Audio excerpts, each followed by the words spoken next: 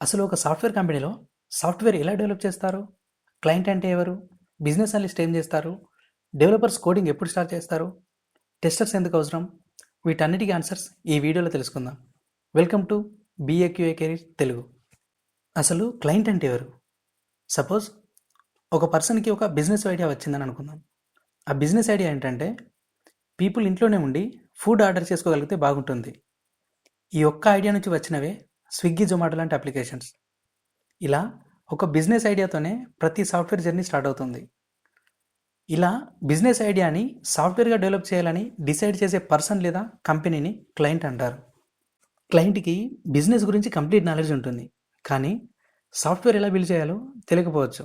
అందుకే క్లయింట్ ఒక software company help తీసుకుంటారు. ఆ software company client requirement base చేసుకొని సాఫ్ట్వేర్ డెవలప్ చేయడానికి ఫాలో అయ్యే స్టెప్ బై స్టెప్ ప్రాసెస్నే SDLC అంటారు. సింపుల్ డెఫినేషన్ చెప్పాలంటే SDLC is a step by step process used to develop a software. SDLCలో 6 ఫేజెస్ ఉంటాయి. అవి requirement gathering and analysis, design, development, testing, deployment or implementation and maintenance. ఇప్పుడు ఒక్కో ఫేజ్లో ఏం జరుగుతుందో తెలుసుకుందాం. Phase 1 requirement gathering and analysis.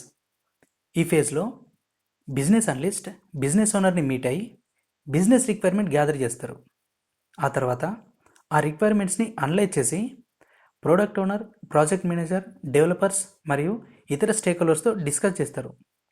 అందరూ అగ్రి అయిన తర్వాత రిక్వైర్మెంట్స్ని ఫైనలైజ్ చేస్తారు. సింపుల్గా చెప్పాలంటే ఈ ఫేజ్లో రిక్వైర్మెంట్స్ అనేవి ఫైనలైజ్ అవుతాయి. Second phase design phase. ఈ ఫేజ్లో UI/UX డిజైనర్స్, సొల్యూషన్ ఆర్కిటెక్ట్స్ మరియు technical leads key role play చేస్తారు.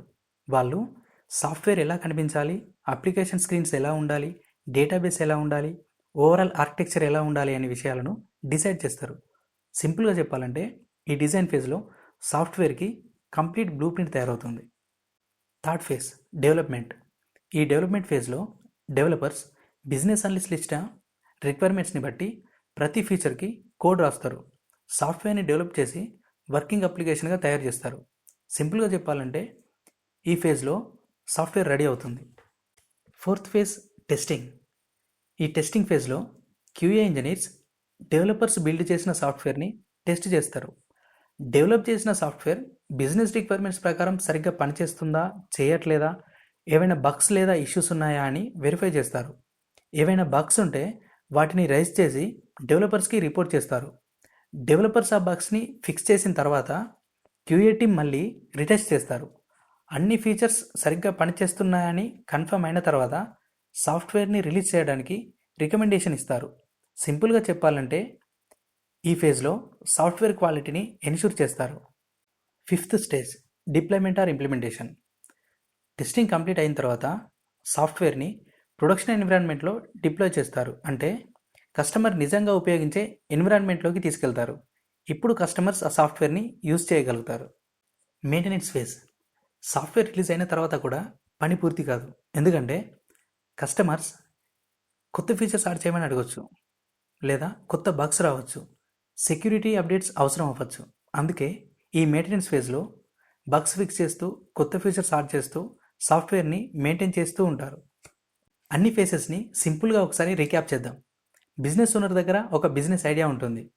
బిజినెస్ అనలిస్ట్ దానిని రిక్వైర్మెంట్గా ప్రిపేర్ చేస్తాడు.